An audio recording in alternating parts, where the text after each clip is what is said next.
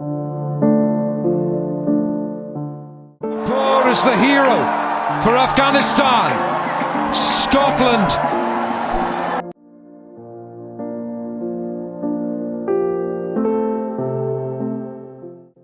هغه د ماشومتوب د کلونو راهیسې دا توپ او میدان مینه په زړه کې لېږدوله او د ځوانۍ په لمبو کې دا مینه په داسې یو ځواک بدله کړه چې د افغانستان د کرکټ نوم یې د سیمې هاخوا هم وځلوه.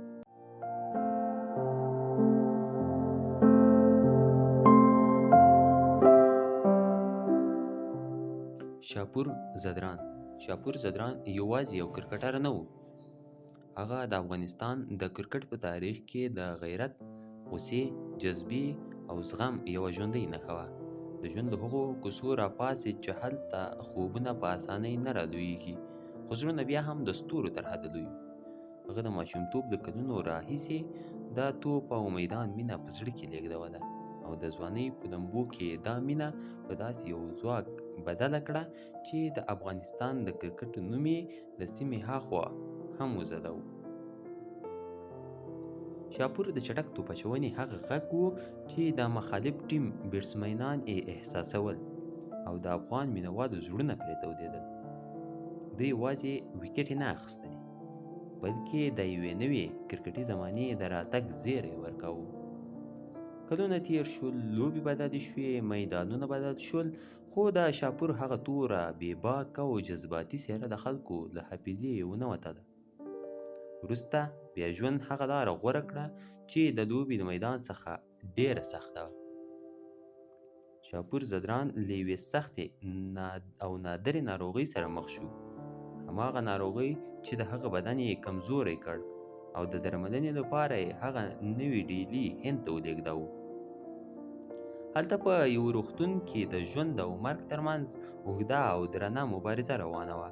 دا کورنۍ غړي په ځانګړي ډول غمای زدران د خلکو لخوا د وینې مرسته وغوښته او د کرکټ نړۍ څخه هم د دعاګانو، غمرازۍ او ملاتړ غږونه راپورته شول. شاپور د دې ناروغۍ په وړاندې یوازې نه و. د هغه نوم، د هغه کیسه او د هغه پخوانۍ میړانه د خلکو په زړونو کې ورسره ولاړه وه. خو د تقدیر وروستۍ پاڼه درنه وه. نن د هغه د وفات خبر خپور شو.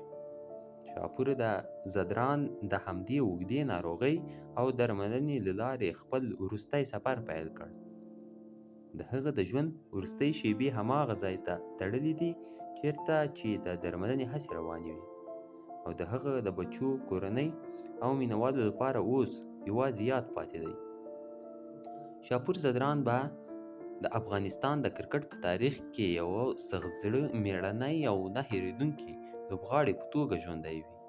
هغه که د توپ په زور یادېږي، که د غوسې په جذبه او که د ناروغۍ په وروستیو دردونکو شېبو کې، نوم یې د افغانستان د سپورټي حافظې یو نه مړه کېدونکې برخه ده. د احمدي میډیا ټول ټیم د شاپور زدران د وفات په دې دردونکې خبر د افغانستان له شریف ولس، د کرکټ له ټولنې او د هغه له درنې کورنۍ سره خپله ژوره خواخوږي شریکوي. شاپور د افغان کرکټ له هغو نومونو څخه و چې مینه، میړانه او قربانۍ یې د خلکو په زړونو کې تلپاتې کړه او د هغه یاد به د افغانستان ولس په حافظه کې ژوندی پاتې وي.